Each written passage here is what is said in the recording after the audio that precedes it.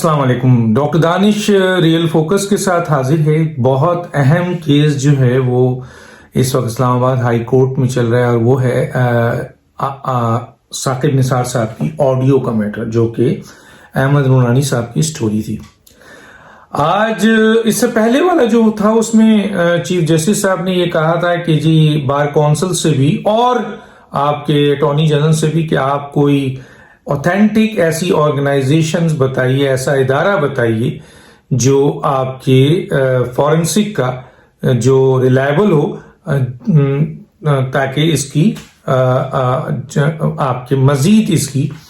आपके फॉरेंसिक कराई जा सके। आज जो डेवलपमेंट हुई वो ये हुई कि मुसलसल नाम देने के बजाय मुसलसल आज अटॉर्नी जनरल ने इसकी मुखालफत की कि इस केस को खारिज किया जाए। ये जो सलाउद्दीन साहब एडवोकेट जिन्होंने ये पिटीशंस दी है, इस पिटीशंस के हवाले से उनके पास खुद ओरिजिनल ऑडियो नहीं है, तो मुकम्मल तौर पर उन्होंने ये कन्विंस किया। ये बात बिल्कुल वाज़ेह हो रही है कि हुकूमत अटॉर्नी जनरल के जरिए यहाँ पार्टी बनी हुई है। हालांकि ना हुकूमत का मसला है, ना अटॉर्नी जनरल का मसला है। अटॉर्नी जनरल का मसला है कि वो अपनी एक एक्सपर्ट राय दे, वो गाइडलाइन दे आपके सुप्रीम कोर्ट को कि इसके हवाले से क्या होना चाहिए। बल्कि अटॉर्नी जनरल की आज की गुफ्तगू ऐसा लग रहा था कि वो साकिब निसार के वकील की हैसियत से बात कर रहे थे, ना कि वो एक असिस्ट करने के लिए सुप्रीम कोर्ट को अटॉर्नी जनरल की पोस्ट थी। और मुकम्मल तौर पर जो वुज़रा हैं, मुशीर हैं, वो इसके ऊपर अपनी स्टेटमेंट देते रहे हैं कि जी साकिब निसार के खिलाफ ये ऑडियो सही नहीं है। और हालांकि ये ऑडियो जो अहमद नूरानी साहब के पास डेफिनेटली उसकी ओरिजिनल, और वो जो फॉरेंसिक डिपार्टमेंट है अमेरिका का उसके पास ओरिजिनल होगी, लेकिन ये तासुर देने की आज कोशिश की गई कि ये सोशल मीडिया का जो है में आई हुई एक ऑडियो है और ये और जिन साहब ने ये इसके ऊपर इन्वेस्टिगेशन और कमीशन बनाने की बात की है उनके पास ओरिजिनल नहीं है। आज मोहतरम जज साहब ने भी अपने चंद खदशात का इजहार किया। हालांकि वो पहले कह चुके थे कि आपके फॉरेंसिक की कोई फॉर्म हमें बताई जाए जो ऑथेंटिक, और दोनों को ये जिम्मेदारी दी थी। और इससे ये बात वाज़ेह हुई थी कि चीफ जस्टिस साहब या इस्लामाबाद हाई कोर्ट जो है इसकी फॉरेंसिक कराने जा रही है। लेकिन आज सलाउद्दीन जो एडवोकेट थे, जो पिटिशनर, और दूसरी तरफ जो आज अटॉर्नी जनरल थे, उनके दरमियान धुआंधार किस्म की जो है वो गुफ्तगू रही, आर्गुमेंट्स रहा। और ये जो बेस बना रहे थे सलाउद्दीन साहब, जो एडवोकेट थे, वो ये बना रहे थे कि ये एक ऐसी ऑडियो है जो सिर्फ सोशल मीडिया में नहीं चली है, बल्कि पाकिस्तान की दसियों बड़े नेशनल टीवी पे ये चला है। और इस सिलसिले में अभी तक कोई डिनायल, कोई मेजर तरदीद, कोई ऐसी एक्शन नहीं हुआ जिसपे नूरानी साहब को जो है वो आपके डेफर्मेशन केस किया जाए या कुछ और किया जाए। गोया ये एक बहुत ही अहम ऑडियो है। ये व्हाट्सएप या सोशल पे चलने वाली दूसरी ऑडियो की तरह नहीं है, क्योंकि इसमें पाकिस्तान के फॉर्मर चीफ जस्टिस जो हैं वो उनकी आवाज है। और वो फॉर्मर चीफ जस्टिस जिसका राना शमीम के यहाँ भी सेम कंटेंट का केस है, और जज अरशद मलिक के साथ भी इस किस्म की जो है वो इससे रिलेशन है। और ये आपको पता है मरियम नवाज के केस में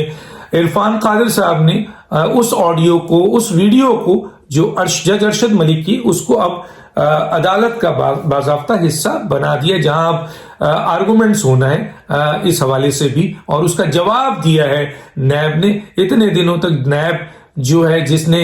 वो लेटर देना था अदलिया को, और अदलिया ने उससे सिर्फ वो लेटर मांगा था कि इससे बेनिफिशरी आपके साबित हो मरियम नवाज, या ओनरशिप साबित हो नवाज शरीफ, जो आज तक वो नहीं दे सका, बल्कि ऐन मौके पे भागते भागते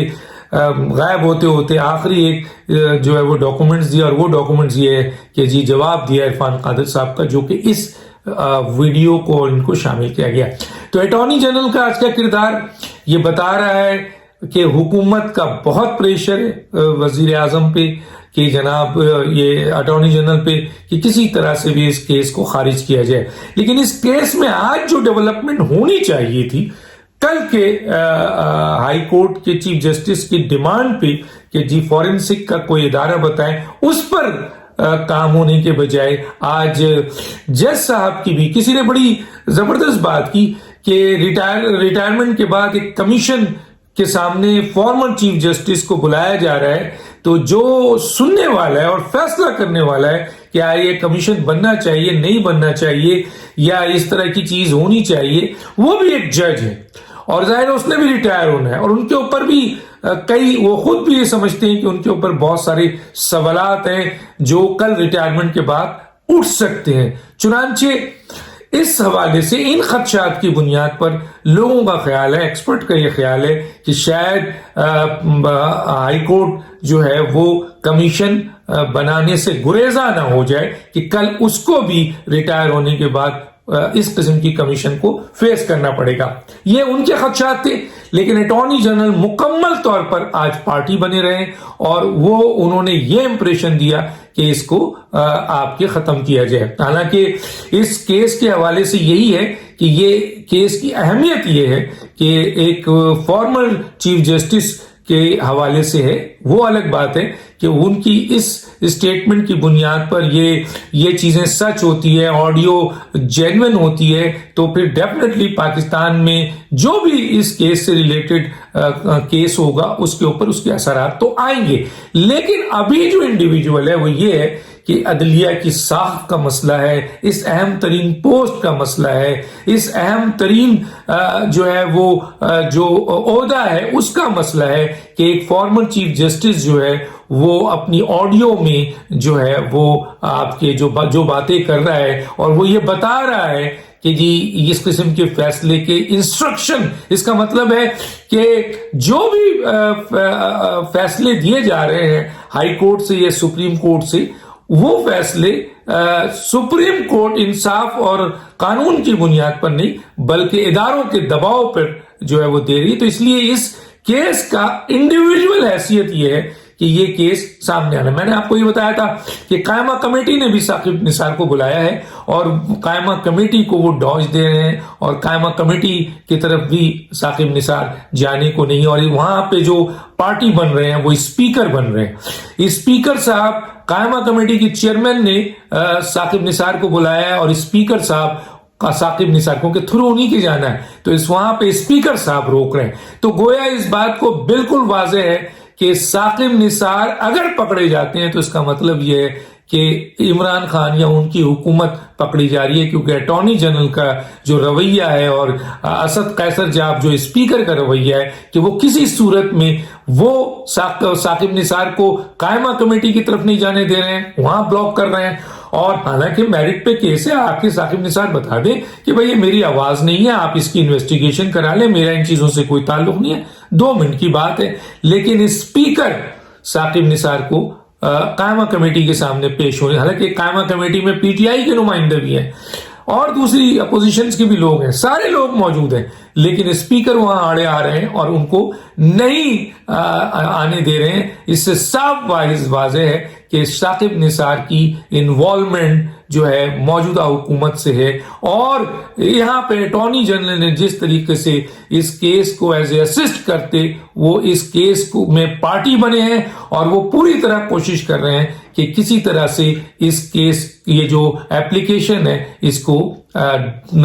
ڈسٹ بن میں ڈلوا دیا جائے عدالت کے ساتھ. اور میں نے ایک اور بات کی جو میری صرف بات نہیں ہے، بہت سارے جو لیگل ایکسپرٹ ہیں ان کی آبزرویشن ہے کہ یہاں پر جب فیصلوں میں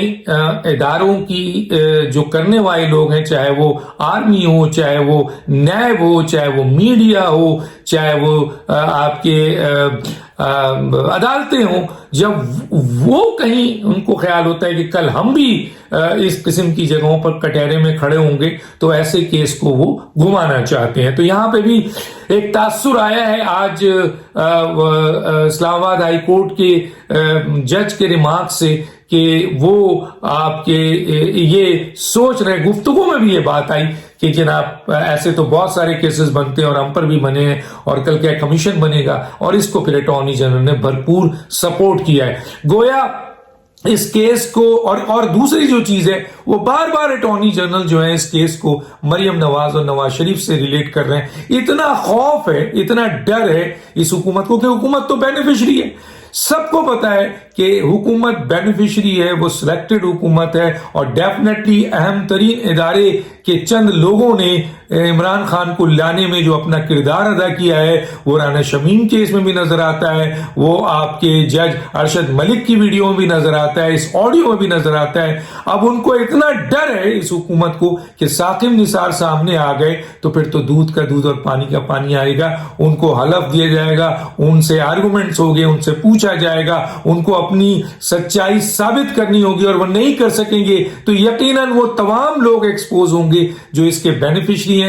جو لوگ اس کیس کے ساتھ جڑے ہیں. تو وہ کوئی بھی نہیں چاہتا ہے کہ یہ کیس چلے, اور بہت بڑی بات ہوگی اگر اسلام آباد ہائی کورٹ اس پہ کمیشن بناتا ہے اور اس کی انکوائری, اور یہ کہا جاتا ہے کہ جی اوریجنل تو نہیں ہے بھائی. جب آپ کمیشن بنائیں گے تو پھر کمیشن کے پاس بہت اختیارات ہوتے ہیں, اور وہ کمیشن پھر احمد نورانی کو بھی بلائے گا, پھر وہ اس ادارے کو بھی اپروچ کرے گا, وہ فورنسک جو اوریجنل ہے ان سے رابطہ کرے گا, اور پھر اس کے پاس بڑے اختیارات ہوں گے کہ وہ تمام اوریجنل آڈیو کو بلا کر پھر مزید فورنسک کرا کر عدالت کے سامنے پیش کر سکتا ہے. لیکن ایک ایڈوکیٹ جو ہے جس کے پاس یہ اوریجنل نہیں ہے, اس کو یہ کہنا کہ آپ کے پاس اوریجنل نہیں ہے تو یہ کیس ختم ہو جاتا ہے, یہ غلط ہے. یہ کمیشن کا کام ہے, اور بہت بڑا یہ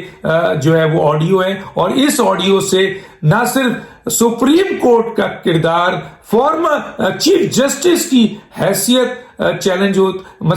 ہوتی ہے یا اس کی کریڈیبلٹی خراب ہوتی ہے, اور اسی طریقے سے اس کیس سے جڑے ہوئے جتنے بھی کیس ہیں اس کی بھی جو ہے وہ سچائی سامنے آتی ہے, اور آئندہ اس قسم کی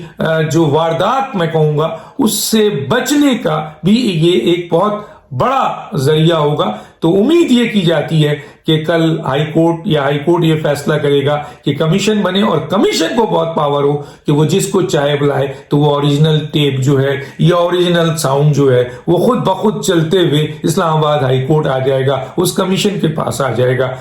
یہ اس ایڈوکیٹ سے مانگنا جس نے یہ پٹیشن اس ادارے کی اہمیت اور وقت اور اس پوسٹ کی اہمیت اور وقت کے حوالے سے اور یہ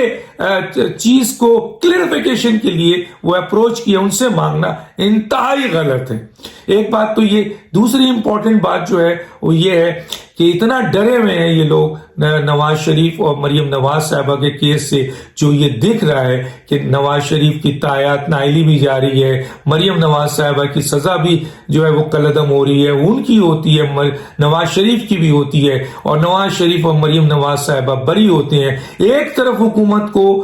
ثاقب نثار اگر پکڑے جاتے ہیں تو وہ تمام فیکٹرز بھی پکڑے جاتے ہیں جنہوں نے بہت بڑی سازش کی تھی کہ الیکٹڈ حکومت کو گرایا تھا اور غیر قانونی اور غیر آئینی سزا دی ہے. دوسری طرف